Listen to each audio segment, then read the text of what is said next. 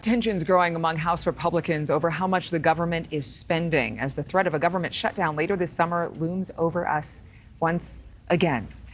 Because we like to keep it real with you, we're going to have Indiana Congresswoman Victoria Spartz. She's joining us talking about vowing to vote against advancing any GOP bills if Speaker McCarthy does not rein in spending.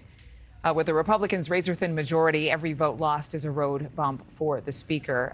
And Congresswoman Spartz telling McCarthy in a letter, quote, "As you know, we can wipe our you-know-what with all letters and grandiose statements we are sending to the executive branch.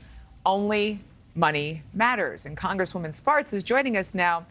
Strong words. Why do you believe it was necessary to send that message with that expletive? Well, I think it's important to understand that, we had a discussion last year that we need to take it serious, our process, and authorize spending. And people need to understand how the process of authorization works. All spending should be two processes. When the first one, agencies should show up to our committees of jurisdiction, explain what they're spending on, and justify their spending. Committees of jurisdiction should vote to authorize how much spending is allowed, and then Committee of Appropriation is going to appropriate up to that limit. Unfortunately, again, some of the major programs are not authorized again, including DOJ and FBI. So they come to committee, we complain about why DOJ is running wild. Well, I'll tell you why they're not running wild.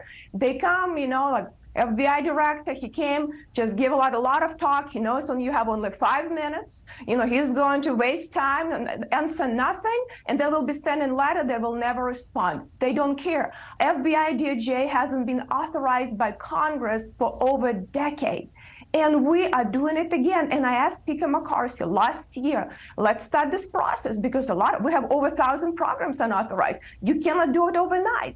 We need to have a plan. We have debt ceiling, again, is going to come up next year. It's very tough, a lot of fraud every single year.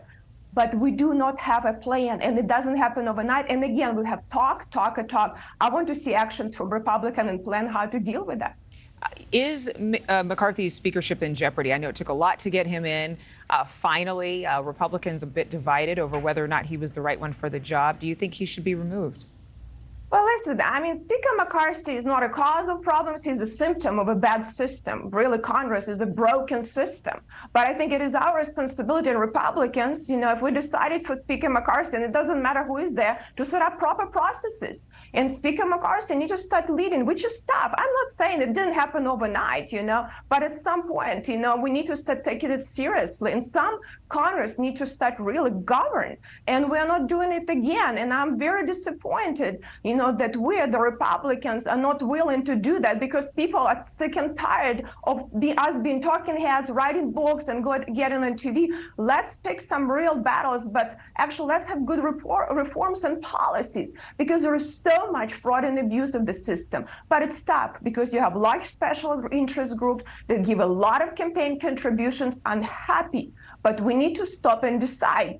Do we serve the people or large special interest group? Because there is no lobby for the people if we're not willing to step up. I want to ask you this respectfully. I think a lot of people are wondering at home, what exactly would be cut? There was discussion about Department of Defense cuts, which many Americans balked at, especially as we've sent billions of dollars to Ukraine. You're the first Ukrainian-born member of Congress. What do you say to Republicans who believe that we should be cutting back military aid?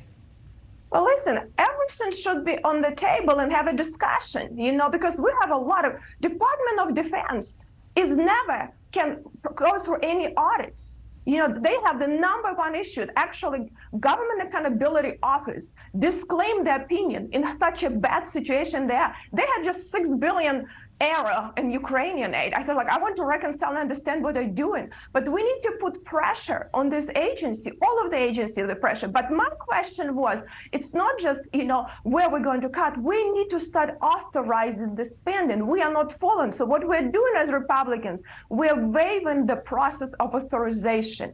And we are not taking it seriously. But everything should be discussed in a lot of loopholes in revenue and handouts and grants and credits. Because if you think about it, I want to just tell you the magnitude of problems. We're running 1.5 trillion deficit was going to be up to annual deficit up to $3 trillion. We have in 10 years, we have over 30 trillion of debt already, and another 100 trillion of unfunded obligation. These numbers, unbelievable. Thank you for watching. Go to newsnationnow.com to find NewsNation on your television provider. And don't forget to click the red subscribe button below to get more of NewsNation's fact-driven, unbiased coverage.